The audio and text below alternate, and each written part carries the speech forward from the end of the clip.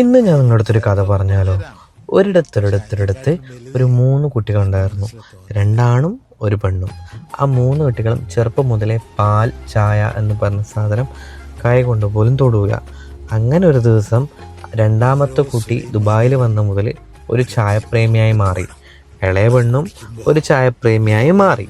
പക്ഷെ മൂത്ത കുട്ടി ഇന്നും ചായ കുടിക്കില്ല, അതായത് എൻ്റെ ചേട്ടൻ. ഇപ്പം ഞാൻ പറഞ്ഞു വന്ന അതൊന്നല്ല. ഇന്ന് ഞാൻ അജ്മാനിൽ പോയപ്പം ഒരു ചായ കുടിക്കുന്ന സ്പോട്ടിൽ കയറി. അത്യാവശ്യം ചായ എന്ന് പറഞ്ഞാൽ നല്ല ചായ, പക്ഷെ കടികളൊന്നും എനിക്ക് അത്ര ഇഷ്ടപ്പെട്ടില്ല. പക്ഷെ എൻ്റെ കൂടെ ഉണ്ടായ കുളികിന് ഇഷ്ടപ്പെട്ടു. എനിക്ക് അത്ര ഇഷ്ടപ്പെട്ടില്ല കടികളൊന്നും. പക്ഷെ ചായ എന്ന് പറയാൻ എനിക്ക് ഭയങ്കര ഇഷ്ടപ്പെട്ടു. വിശന്ന കൊണ്ടാണോ എന്നറിയില്ല, എനിക്ക് ചായ ഭയങ്കരമായിട്ട് ഇഷ്ടപ്പെട്ടു. അത്യാവശ്യം അവിടെ വന്ന് കുറേ നുണയും കാര്യങ്ങളൊക്കെ പറഞ്ഞ് ചായയും കുടിച്ച്.